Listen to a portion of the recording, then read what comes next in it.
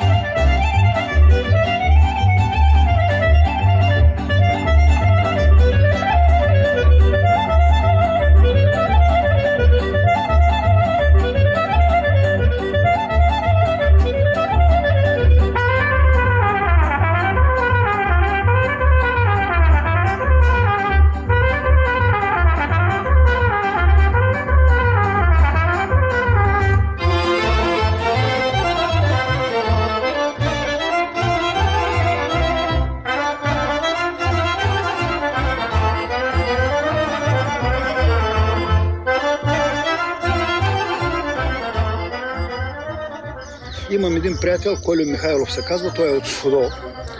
Тук и беше дошъл веднъж при мен и ми разправя, вика, има един, вика, при нас служи едно момче, вика, иска, вика, да се учи, вика, да свири и има желание да го доведа, вика, при тебе да му покажеш някои работи. Вика. Нали, викам, няма проблеми, нека викам да дойде. Човека, аз съм съгласен, нали, каквото знам да му кажа. Ще му покажеш. Да му покажа. И един ден така идват войници, двамата облечени, нали, войници. Идват в квартирата, това е момчето, за което ти говорех. И викам, хубаво, и сега накараха, нали, аз да свиря с акордеона, ама един скапан акордеон тогава имах. И аз се перча там, нали, сега да му направя показваш. Голямо впечатление, да го направя, да го шашна. Ще му бъдеш и учител. И сега, нали, аз така малко от високо, нали, казвам, нека да чуя и него докъде е стигнал, какво що, нали, да му покажа някои работи. Че като взе този Петко акордеона, той е щупен акордеон. Твоя акордеон, викам, чакай, ти какво ми приказваш? Аз ли да го уча или той мене да учи? Викам, какво стана? Свирише страхотно още тогава. Значи там поделението им имаха сключено шефство с завод 9 септември, мебелната фабрика. Да. И ги пращаха там нещо да помагат двама войници, един е от тях Петко. И добре, ма той се играе с ножовите на, мисля, че Абрехт. Не, Абрехт машина, дето шлайфа. Това. А другия войник, без да го види, отива и дига шалтера нагоре, завърта и веднага пръста тук от ноката и то най-важният пръст, показалеца, без който един музикант, особено акордеонист, става една пълна нула. Значи той обработи вече слабите пръсти, по неволя. Ще, той свирише с тях, понеже има голяма воля да свири, не спира да свири. И тези пръсти, които са най-трудно подвижни, четвърти и пети, той ги направи като другите равностойни. И когато изведнъж оздравя пръста му и като сложи и него, изведнъж се появи нов стил на българската музикална сцена. Страхотно. А един приятел, не съм се сетил толкова с години да го питам как го измисли този стил. И той случайно дойде на ума, казва, Петко, как го измисли този стил? И аз, много ми беше интересно как ще отговори. Викам, до сега не съм се сетил да го питам. И знаете ли как отговори? Най-неочаквано. Де да знам. Значи Господ отгоре спуща. Божа работа.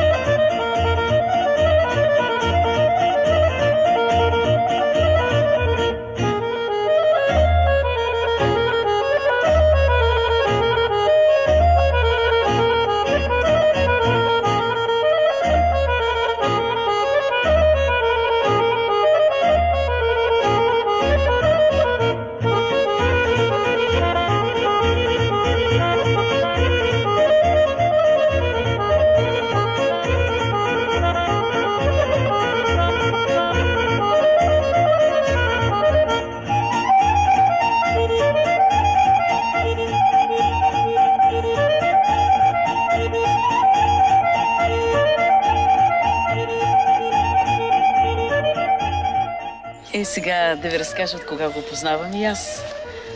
Доста отдавна, 62-63 година. Концертната зала в Бургас, една прекрасна зала. Трябва да ме акомпанира едно момче от механотехникума. Ни дойде и аз вече викам, пък ще излеза без съпровод. Баба ми да не е пяла се със съпровод тя. Така. Обаче той се приближава към мен и вика, ти, момиченце, какво ще пееш? Пък аз слуша 8-9 клас, ама... Така. И запях за Ял се Стоян, запил се една хубава тракийска песен. Той, нали, тракиец веднага. Вика, аз ще ти акомпанирам, не се притеснявай. И после по концертите вече. После по концерти, по телевизии и така. Вие знаете, че когато Петко Дачев застане до нас, човекът оркестър и да не ти се пее, пееш с цялата си душа и всичките си песни искаш да ги изпееш. Да. Така е. Петко Дачев го видях за първи път в Русе.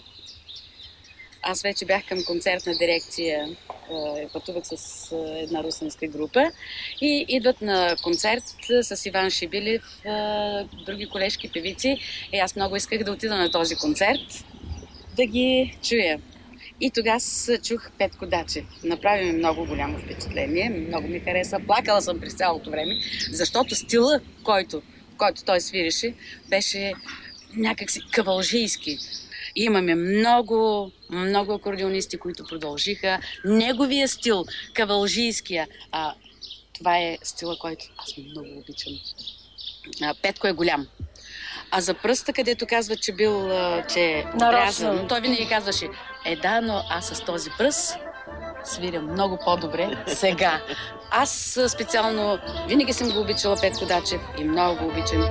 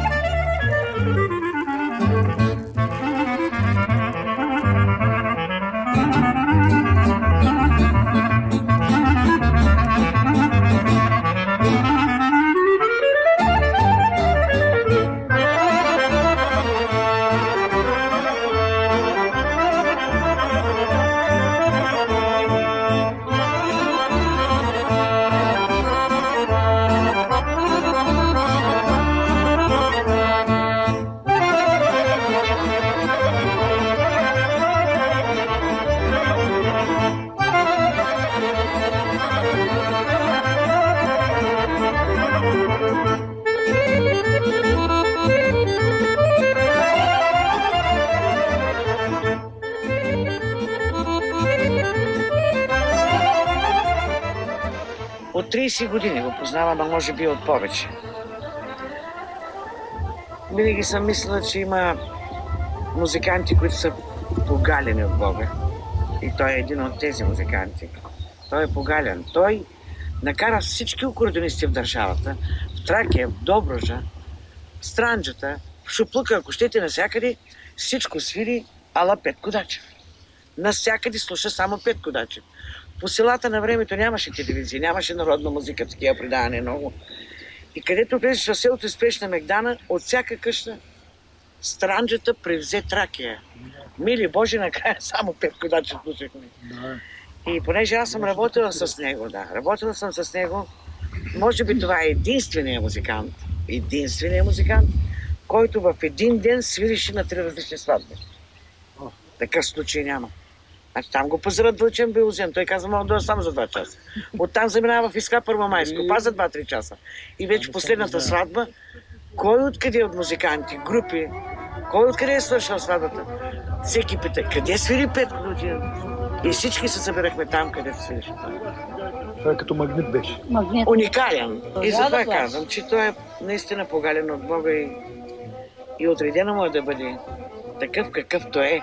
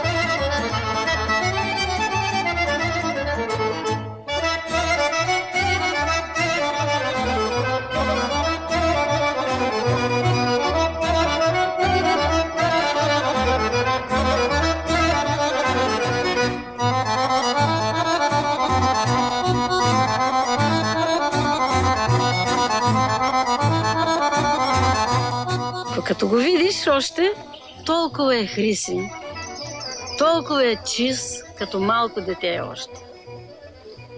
Просто чувства се как душата му говори. Да не говорим, когато засвири пък вече. Аз го помня от много малък, когато започна да свири, но ние се запознахме също по концертите Пловдивско, Бургаско. И когато той ми засвири Алтан Мара, преди това ми беше свирил Радия Танев, трябва да ви кажа, че душата ми така се изля, като пеех. А хората, като ни слушаха, всички ни заобиколиха и искаха всички да го пипнат, да го видят Петко. И го слушаха с голямо внимание, с голяма радост, с отворено сърце. Не може да не бъде обичан Петко. Както ви казах, душата му е чиста, очите му са чисти, сълзите му, където паднат, цвете пониква. Така че музиката му ще остане вечна.